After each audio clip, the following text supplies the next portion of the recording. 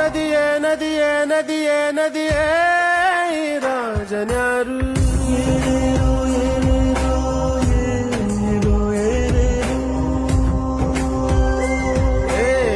ವಿಧಿಯೇ ವಿಧಿಯೇ ವಿಧಿಯೇ ವಿಧಿಯೇ